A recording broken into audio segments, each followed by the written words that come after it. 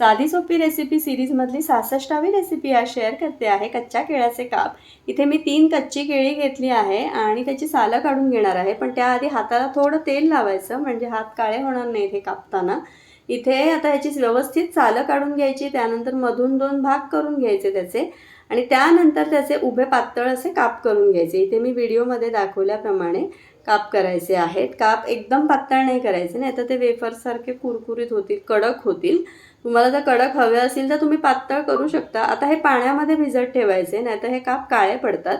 पाण्यातून काढून घेऊन नंतर यामध्ये घालायचं आहे चवीपुरतं मीठ, त्यानंतर धणाजिरा पावडर, हळद, लाल तिखट घालायचं आहे आणि छान असं हे एकजीव करून घ्यायचं आहे। आता तुम्हाला एक्स्ट्रा कुठले मसाले यामध्ये तुमच्या आवडीनुसार जर ॲड करायचे असतील तर तुम्ही करू शकता, पण मी इथे अगदी साध्या आपले जे नेहमीचे मसाले असतात तेच वापरले आहेत।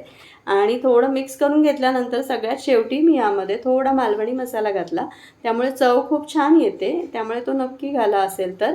आता ह्याच्या आवरणासाठी मी 1 वाटी रवा घेतला आहे आणि त्यामध्ये अर्धी वाटी मी तांदळाचं पीठ घेतलं आहे, त्यामुळे कुरकुरीतपणा छान येतो आणि त्यामध्ये थोडीशी हळद, थोडंसं तिखट आणि मीठ घातलं चवीपुरतं, म्हणजे आवरण आपल्याला अळणी लागणार नाही।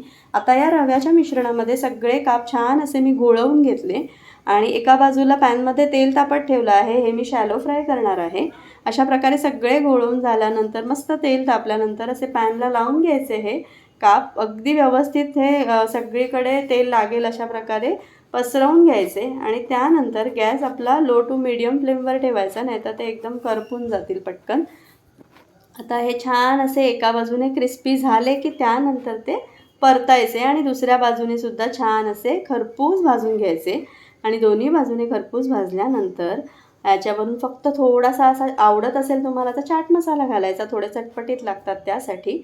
आणि मस्त असे केळ्याचे कुरकुरीत काप खाण्यासाठी तयार आहेत। या पावसाच्या सीझनमध्ये हे काप नक्की करून बघा, खूप छान बनतात। कशी वाटली रेसिपी मला कमेंटमध्ये कळवा।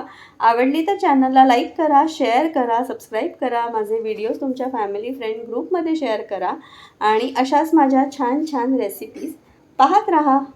थँक्यू।